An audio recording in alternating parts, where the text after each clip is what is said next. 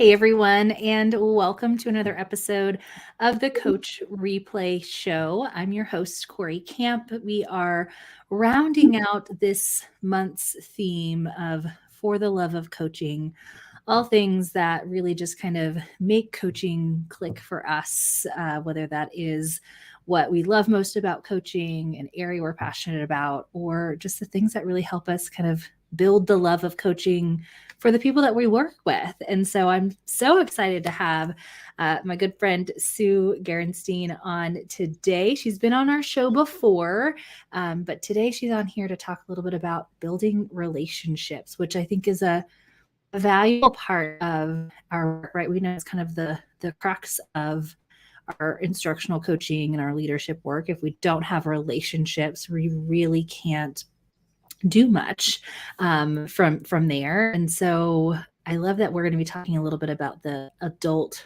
learner and what we need to know about those individuals today that can help strengthen those relationships and also be used in how we support those that we're working with. So welcome, Sue. Good morning, Cory. It's, as always, just fantastic to be here with you and being given another opportunity to connect with you during the Coach Replay. I love this this feature that you all do, and just really happy to be a part of it. So thanks for having me today. Yeah, we're excited to have you a part of it again as well. So for those who don't know you or maybe hadn't watched your previous episode with us, tell everyone just a little bit about who you are, Sue. All right. Well, I'm coming to you this morning from Collingswood, New Jersey, right outside of Camden and across the river from Philadelphia. I'm a Midwestern transplant. I've been out here in the Northeast for about 20 years and have been in education for, gosh, well, I guess the number just keeps going up, doesn't it? Almost 35 years, and have been in education services more than half my career now, really either delivering direct coaching services or leading professional learning efforts with large ed service providers. And, that's how our paths crossed, Cory. And of course, we're kindred spirits because in the earlier part of my career, I spent all my time as a special educator, and that's still very much deeply rooted in who I am as an educator. But more recently, definitely entrenched in leading small to large scale professional learning partnerships all across the country and around the globe as the head of the Center for PD Excellence with Catapult Learning. So I'm just really excited to be here and be able to speak with you today. Yeah. Your work has been exciting for me as I've gotten to know you to kind of follow all that y'all are doing at Catapult and just the way that you have continued to shift and grow professional learning services to kind of meet where we are right now, of course, as we're coming in and hopefully out of this pandemic piece, but also just thinking about how do we scale this work and how do we also still, coming back to our topic for today, build and maintain those relationships. And that's a huge piece, big thing that I love to talk about is the use of video in coaching, whether that's fully virtual or like a blended or hybrid model. And oftentimes it's but how do we also still build that relationship? And, there's definitely those things that we can do to get to know and understand the individuals that we're working with. But I think it really, for me as a coach, that shift from doing great things in the classroom with my students to I've now been kind of thrown in this leadership role and expected to do those same things with adults. There was a little bit of friction initially.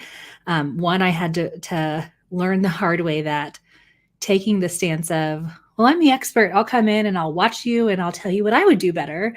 If I were you, that didn't really work.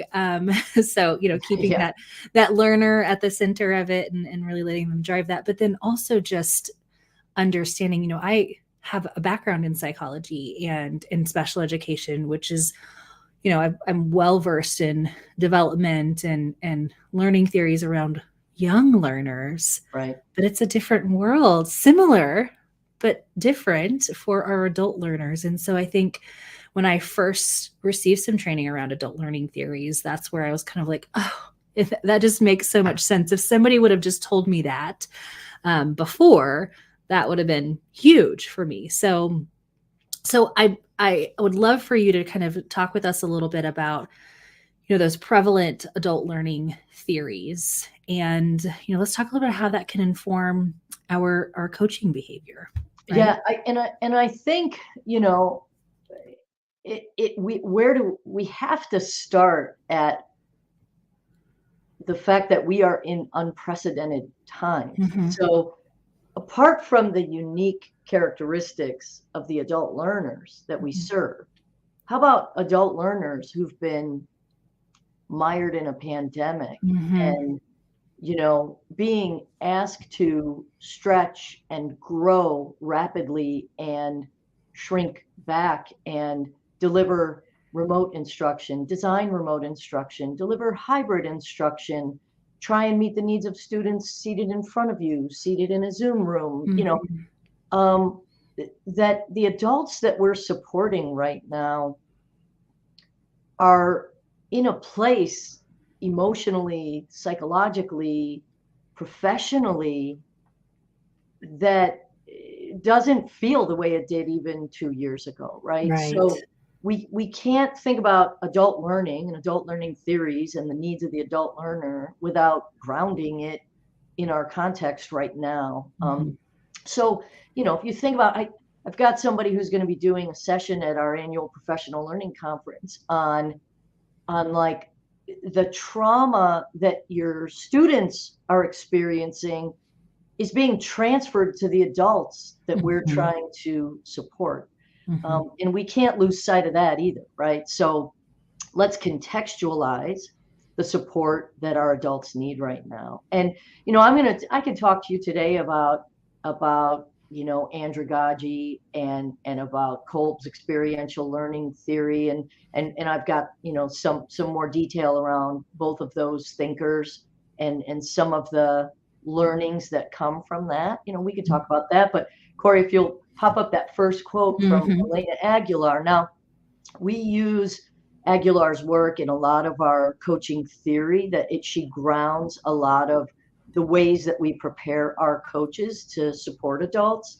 But I have to give you credit, Cory, right? This idea of psychological safety in the coaching relationship is something that you really elevated for us when you came and spoke to our PD specialists a couple of years ago.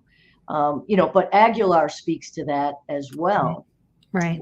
The emotional states are tied to our ability to learn. You think about that right now. If we're deploying coaches and we're delivering professional learning, opportunities to teachers, what are their emotional states right now? Right. And so again, we have to put that in its proper context.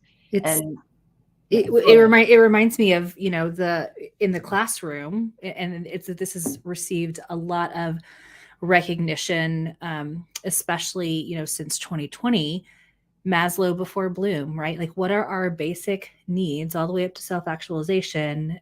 And I've got to recognize where we are and the impact of trauma on our students. But you're right. Like, as educators, it's called secondary trauma.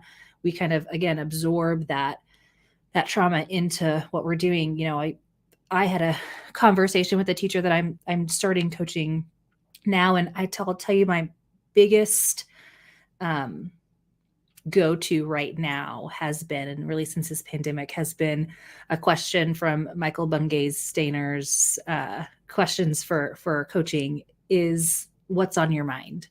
Because this morning the teacher said, well, what's really on my mind is I just found out a loved one only has 3 to 6 months when we thought we had many more years. And that was important for us to recognize and acknowledge, and right. It shifted how that conversation went and what plans we made moving forward in our coaching.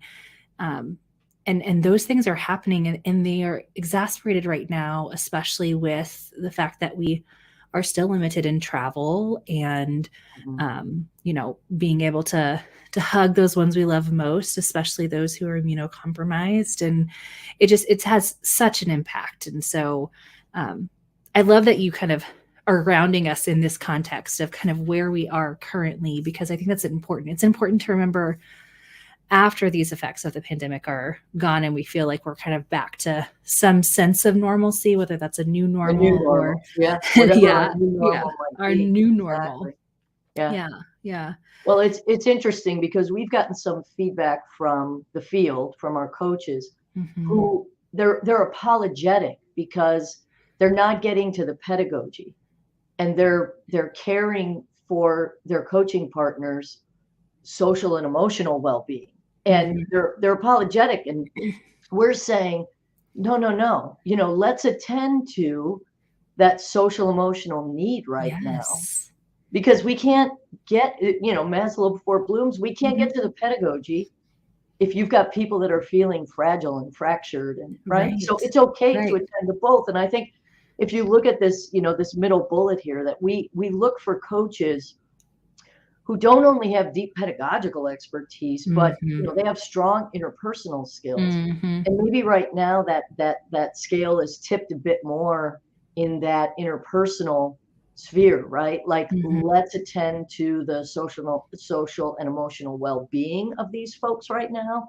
But obviously that sort of transfers to those teachers' ability to meet the social and emotional well-being of their kids right now, right? So it's still serving, I think, a really important purpose. So, I think it's obvious that you've got to find people that can not only really help unpack lesson plans and unit plans and help teachers rigor and help teachers implement their curriculum with fidelity and design engaging learning activities and engage their kids in ways that promote equity and accessibility within a classroom. That's all great, but don't forget about those other sort of more social and emotional skills that we can still fill teachers' toolkits in that respect as well, because it's just in high demand right now. Right. Well, and it really does impact what we can do. I mean, if all of their emotional energy is here, then I can't ask them to take that emotional energy is taking up energy space with them, right? And so the cognitive energy that might be something that a couple of years ago could have easily been done with that individual, there's just not as much room for it, right? That's Our cup is only so big. Our cup has not gotten any bigger as a result of this. It's just filled with different things. So that's right. So I pulled out two of the big ones, and these are my Knowles, the theory of andragogy, which some people don't even agree that pedagogy, andragogy, what's the difference? I'm a firm believer that you can't treat adults like young learners, like adolescent learners, like child learners, but these are some of the sort of tenets of Knowles' theory of andragogy. And his came along way before Kolb's experiential learning theory, but I just picked two sources that came out at about the same time. And you can see kind of threads, echoes of both theories if you read across these bullets. And if you think about the adult learner, they want to be engaged. They want to feel like they have agency, right?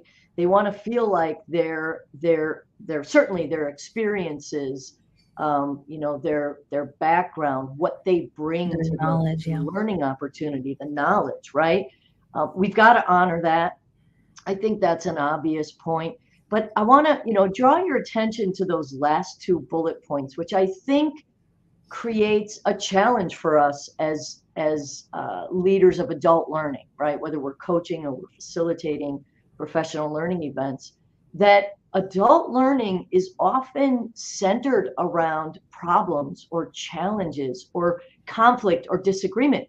So if you think about, as a coach, being asked to go build a solid relationship around a problem-centered partnership, like, you're already kind of like at a disadvantage there, right? Mm-hmm, So fostering a relationship while at the same time being able to tackle problems of practice and challenges that teachers may be confronting, that's a real, that takes real finesse, right? yeah. Real skill. So I find that to be really, really interesting.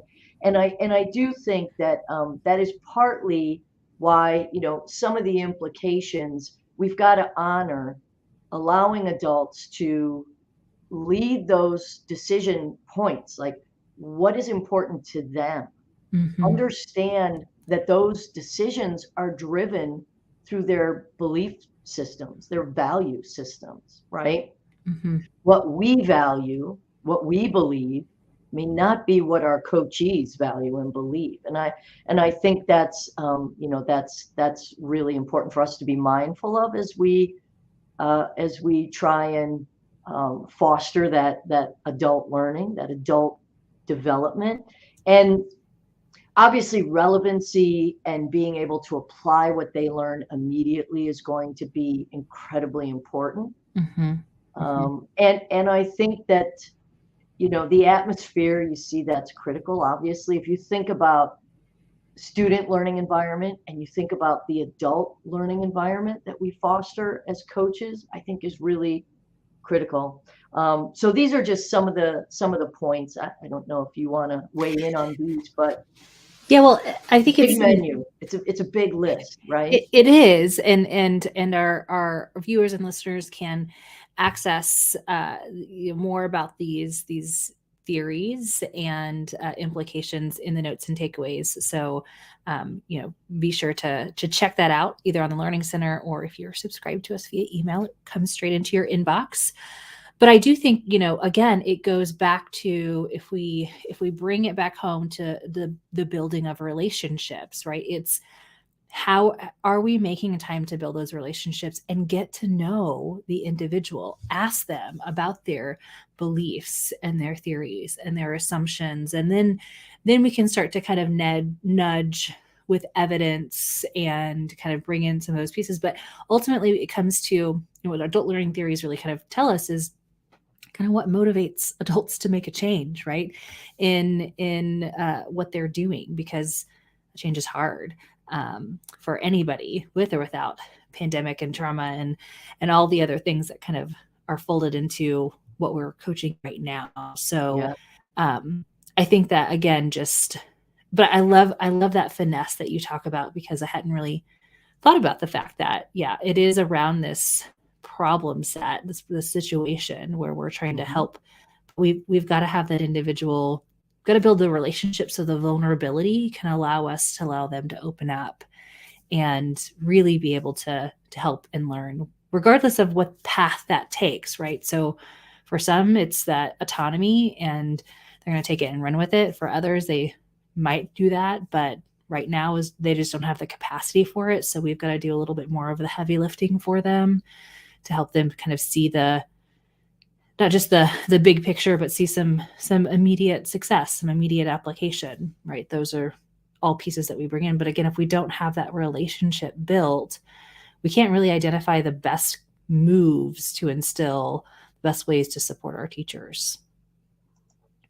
Yeah, I think this graphic really sort of exemplifies how we try and think about our behavior as coaches, right? That you've got to live in both places. And Aguilar talks about the push-pull, right? And so we kind of frame that in this.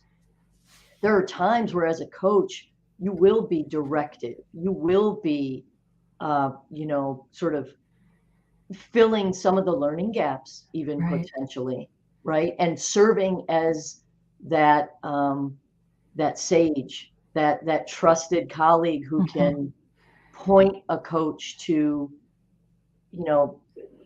time proven strategies. And, do you understand Marzano's work, Hattie's work, right? Sometimes you've got to lead that learner to the specifics, right?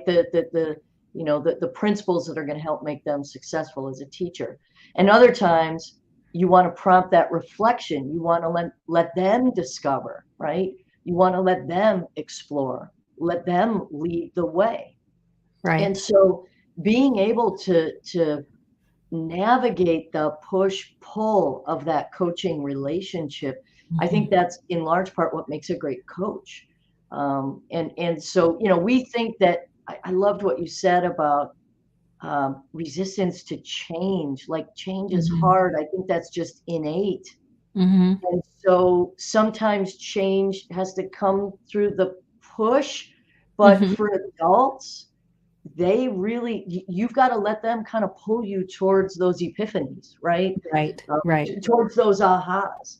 And because you're not going to drive them there, Right.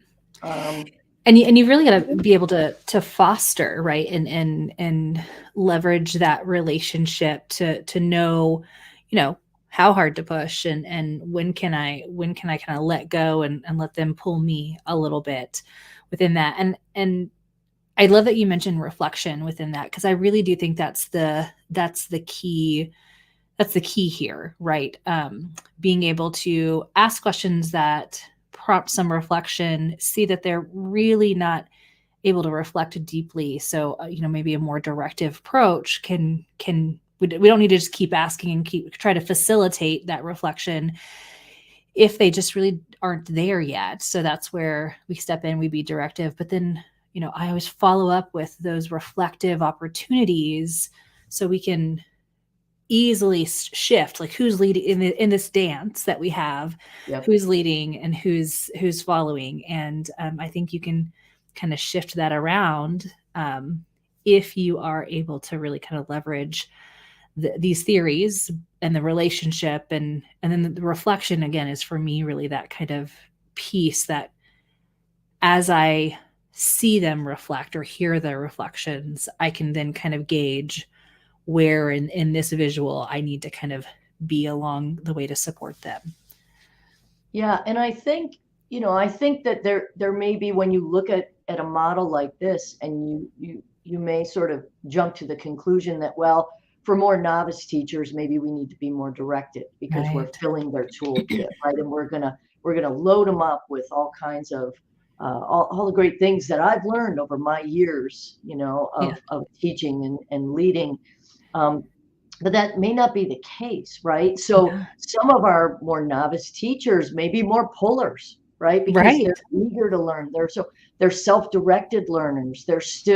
They still have sort of that hunger to come out and succeed, right? So I don't think there's any hard and fast rule in terms of, like, well, less experienced folks may need more direction, and more veteran folks, more seasoned educators may need that more facilitative model. And I think it's really about understanding the individual and trying to unlock where they are in their learning journey and in their willingness to open up to you as a coach, and their willingness to lead the way, right? And I think that's, again, very nuanced relationship management, but I think it really is at the heart of successful coaching work. And I'd also point out that you notice that on the facilitative side, where we talk about reflection and targeted observation and debrief, what a great vehicle Sibme is for that work. Yes. Right? Like, it's perfectly positioned, perfectly positioned to facilitate those kinds of reflective dialogues, right? So right, where they can kind of really, it's that difference, right? Like, it's the thing I love about using video, and Sibme's an amazing vehicle for that, is, thinking through, if I record or if they record, right? Either one of us can record and upload that video, and either I can view it like I did old school days when I would go and observe and leave some targeted feedback that's at specific moments. But they also can view and observe themselves. And that's really where we kind of start to see the learning start to take up some speed, that rubber starts to kind of burn on that road and go faster and faster when they start to move towards that. But again, that opportunity is kind of always there. As you were talking, I thought about two things that I can kind of relate as well in this conversation.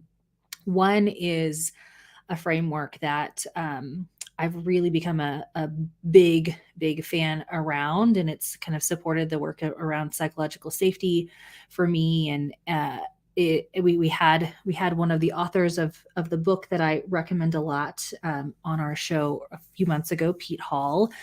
But Pete and Elisa Cimarral have done a lot of work around reflection, teacher reflection, how we can support and facilitate reflection, and how that reflective capacity, those tendencies, so they have this continuum of self-reflection. You've got your unaware stage teacher, your conscious, they know that there are specific things they can or should maybe even be doing, but there's just lack of consistency or follow through. Your action stage teachers and your refinement teachers are those really geared up for that more facilitative approach.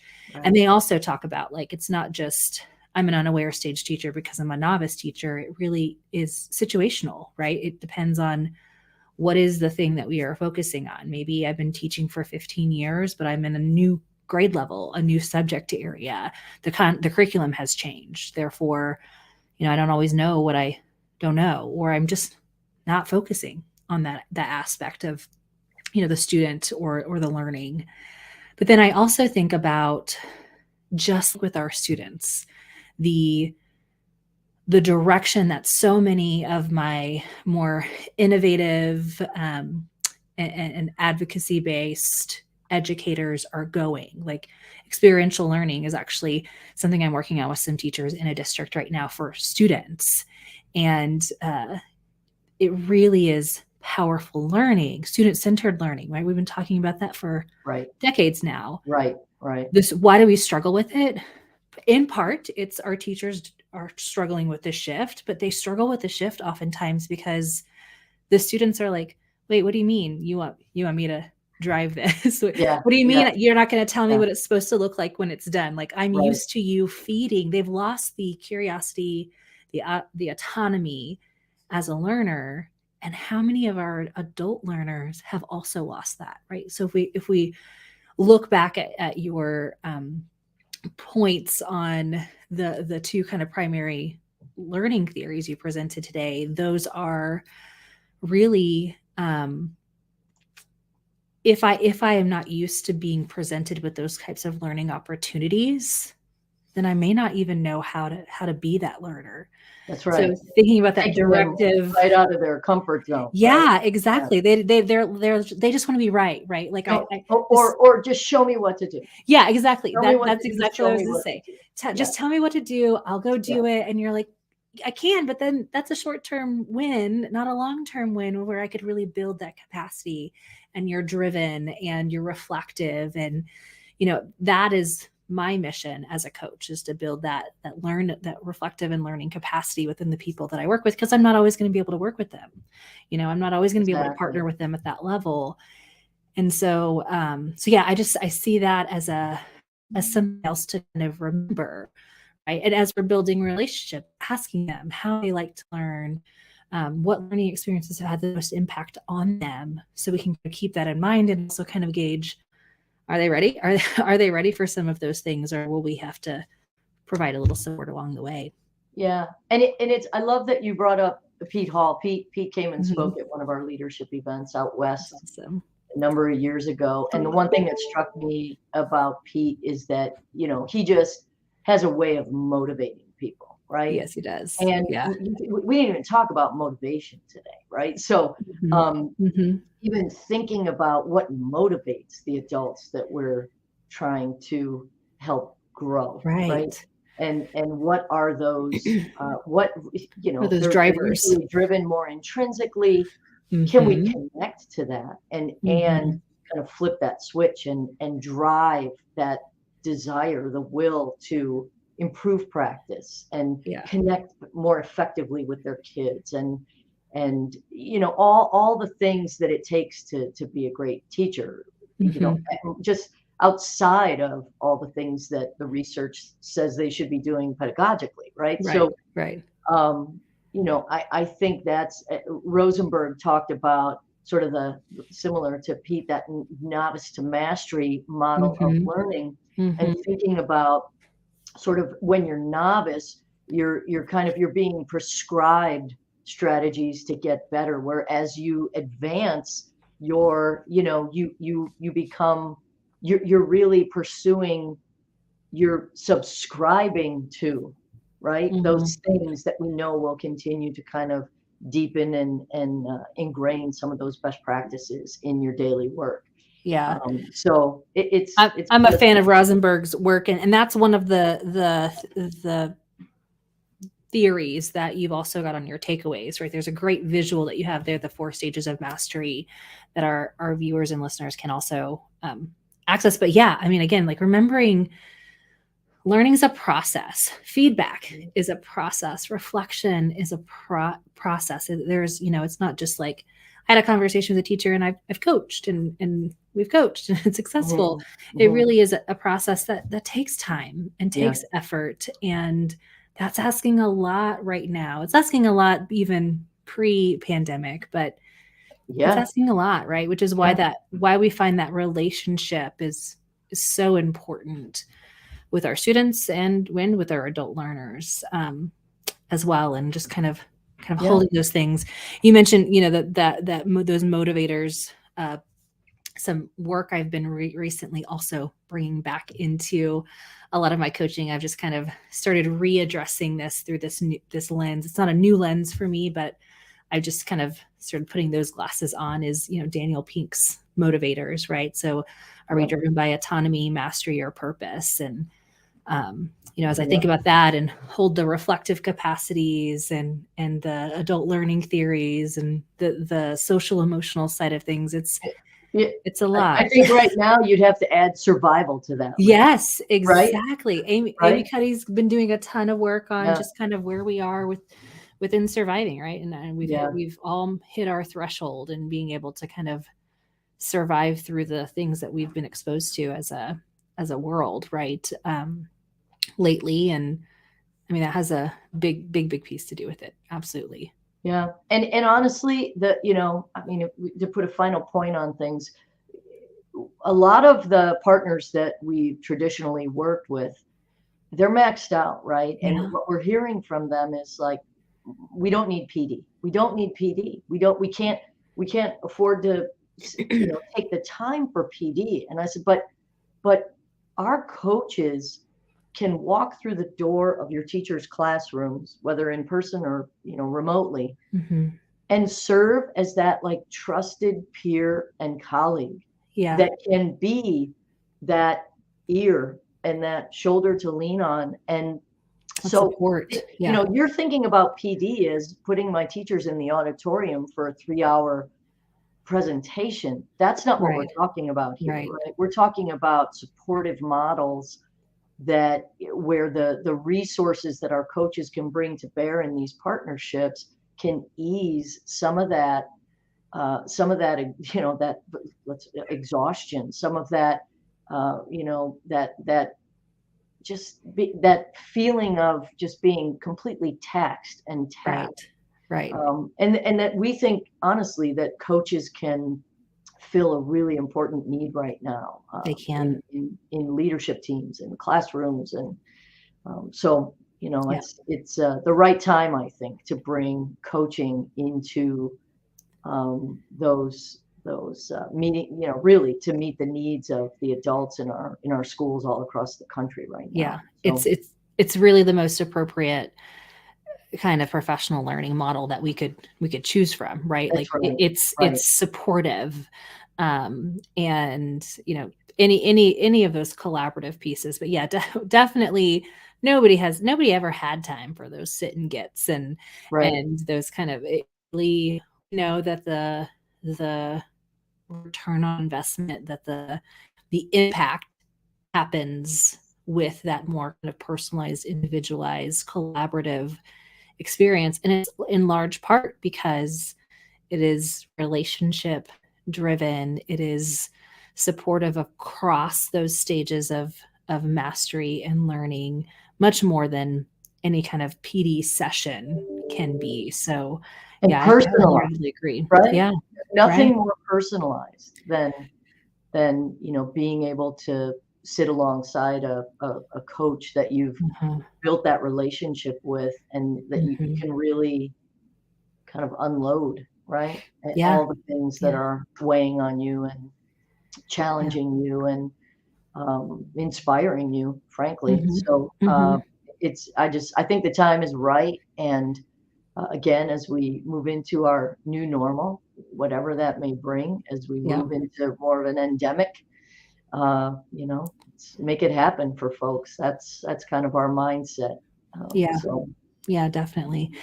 Well, I know you all are definitely doing that work there at Catapult Learning for sure. I always enjoy anytime I meet any of your specialists and coaches. They're just some of the best people. So yeah, yeah, so we always appreciate that partnership. Well, again, another reminder to our audience that you can access, especially if the adult learning theory is new to you or you haven't kind of thought about it in a while. There's some really great takeaways and kind of summaries of that from Sue in her takeaway, but also just again, kind of those reminders that we hear so much from Elena Aguilar. She's really been lifted up here lately because of that social emotional piece, and so all of those things are there, as well as how do you find more of Sue? How do you find her on social media and access some of her other resources? So be sure to access those, download those from our show. Sue, anything else before we wrap up today? no, just all the best to you, Cory, and Yes. again, just always honored by the opportunity to connect with you and share a bit with your viewers. And I appreciate the experience and the opportunity. So it's Yeah. wonderful to see you again. You as well. I know we'll be connecting again soon. All right. Well, be sure to tune in, y'all, for another episode of the Coach Replay Show happening next week. And again, Sue, thanks so much for your You time. bet. We'll see you all next week. Bye, Thank you. everyone.